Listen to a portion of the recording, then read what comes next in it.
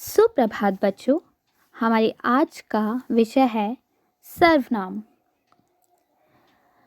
सर्वनाम अर्थात संज्ञा के स्थान पर इस्तेमाल होने वाले शब्दों को सर्वनाम कहते हैं।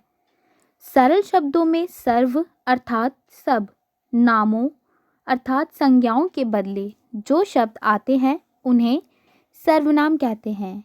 जैसे मैं, तू, वह, आप, कोई, यह, ये, वे, हम, तुम, कुछ, कौन, क्या, जो, सो, उसका आदि।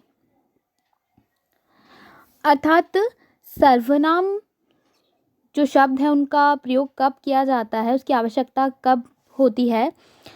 संज्ञा की बार बार प्रयोग करने से, जैसा बच्चों हम देखते हैं कि अगर हम किसी वाक्य के अंदर बार बार संज्ञा शब्द अर्थात किसी व्यक्ति, पुरुष या जगह, जानवर, इनके नाम का हम बार बार इस्तेमाल करेंगे, बार बार प्रयोग करेंगे, तो उस वाक्य की जो सौंदर्यता है वो नष्ट हो जाती है। जैसे हम उदाहरण देखते हैं, मोहन एक लड़का है, मोहन नागपुर में रहता है, मोहन के 2 भाई बहन हैं, मोहन पढ़ना चाहता है। तो बच्चों अगर हमने यहाँ मोहन जो संज्ञा शब्द है इसका बार बार प्रयोग ना करते हुए अगर हमने ये कहा होता कि मोहन एक लड़का है जो नागपुर में रहता है, जिसके 2 भाई बहन हैं और वह पढ़ना चाहता है, तो हमने क्या करा, उसके स्थान पर जो, वह, इन सर्वनाम शब्दों का प्रयोग किया है, तो वाक्य की सुंदरता बनी हुई है। तो इससे स्पष्ट होता है कि संज्ञा शब्दों के स्थान पर सर्वनाम शब्दों का प्रयोग करके वाक्य की सुंदरता नष्ट नहीं होती है। जैसे एक और उदाहरण देखेंगे, सीता कल गांव जा रही है। सीता ने अपना सारा सामान बांध लिया है। सीता अपनी बड़ी बहन के साथ जाएगी। सीता ने गांव के बारे में बहुत कुछ सुना है। सीता का बहुत मन था गांव जाने का।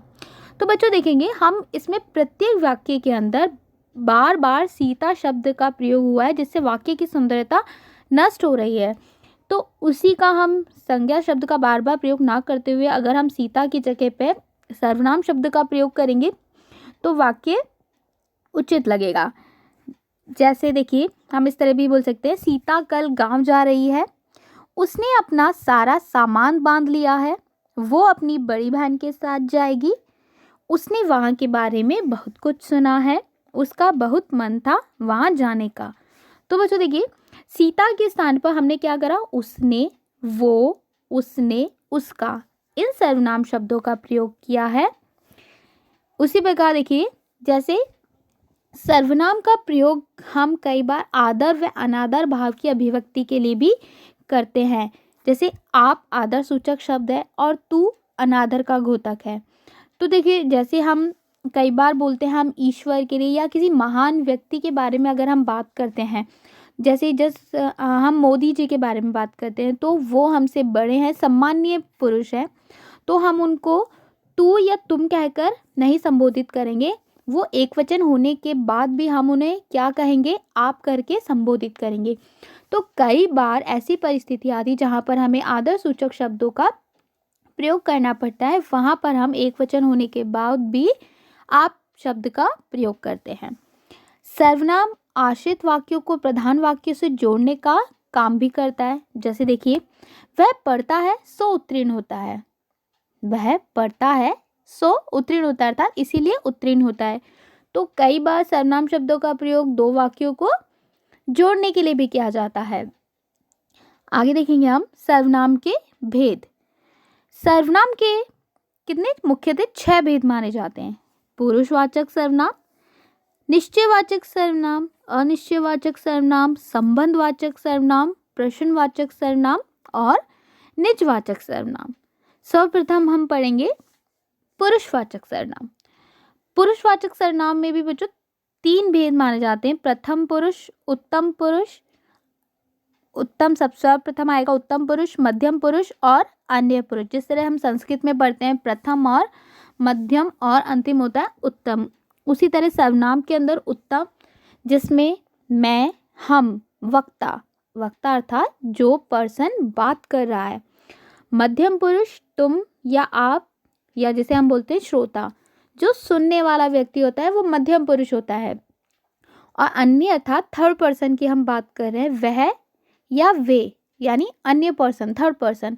जैसे मैं आपसे बात कर रही हूँ अभी, अब मैं कुछ बोल रही हूँ तो मैं क्या हुई, उत्तम पुरुष। आप लोग अभी सुन रहे हैं तो आप लोग हुए मध्यम पुरुष।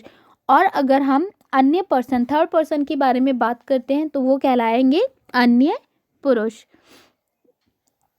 सर्वनाम जैसे उदाहरण हम देखेंगे, बच्चों आज मैं तुम्हें भारत के प्रथम प्रधानमंत्री पंडित जवाहरलाल नेहरू के विषय में बताऊंगी। वे बच्चों से बहुत प्यार करते थे।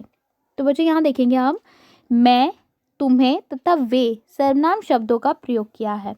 इसमें मैं वक्ता के रूप में है अर्थात उत्तम पुरुष है, तुम्हें श्रोता के रूप में अर्थात मध्यम पुरुष, और वे अन्य व्यक्ति के रूप में प्रयुक्त हुआ अर्थात थर्ड पर्सन के रूप में। ये सभी पुरुषवाचक सर्वनाम हैं। इसी आधार पर पुरुषवाचक सर्वनाम के 3 प्रकार होते हैं।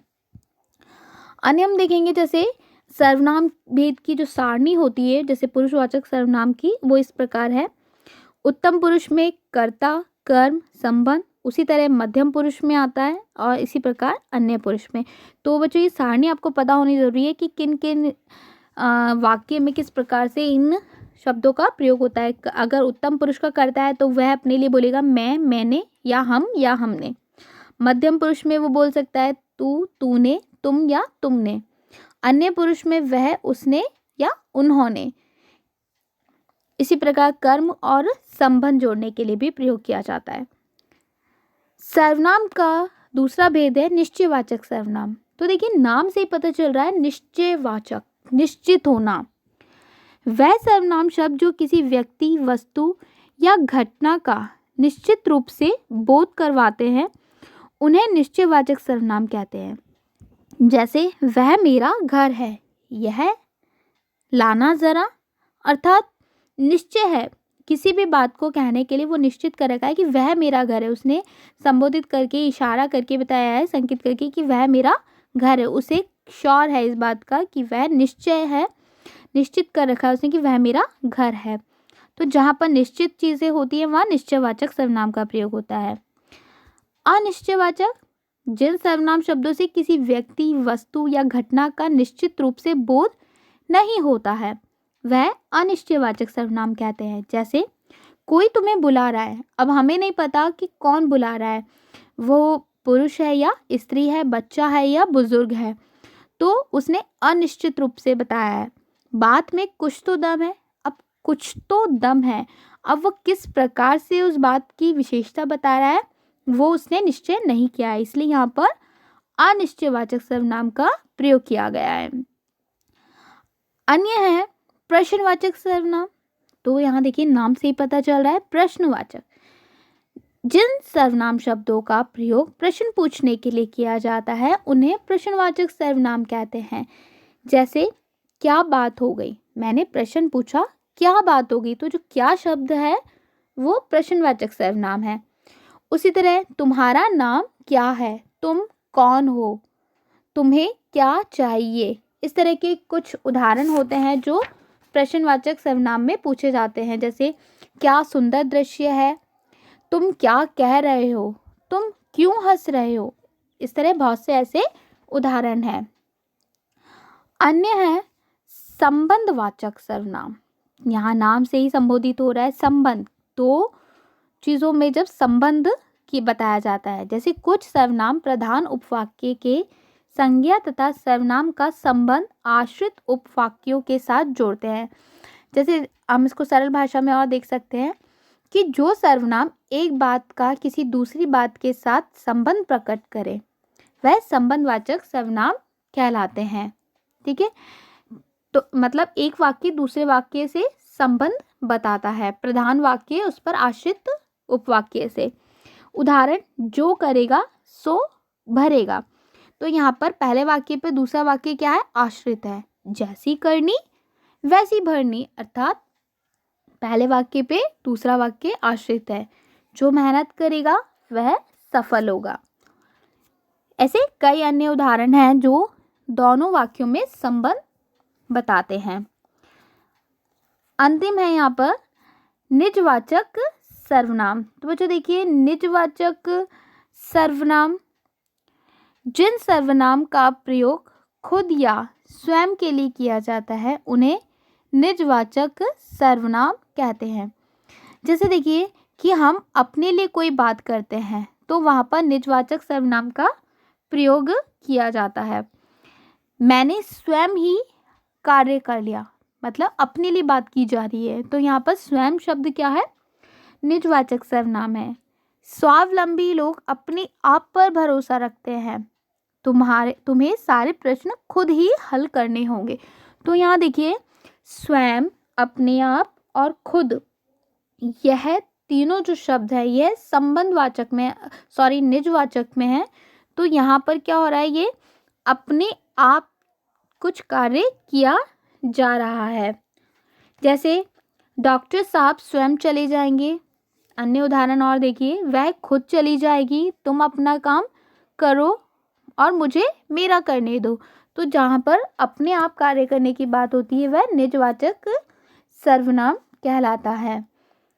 तो हमारा आज का विषय यहीं समाप्त होता है। धन्यवाद।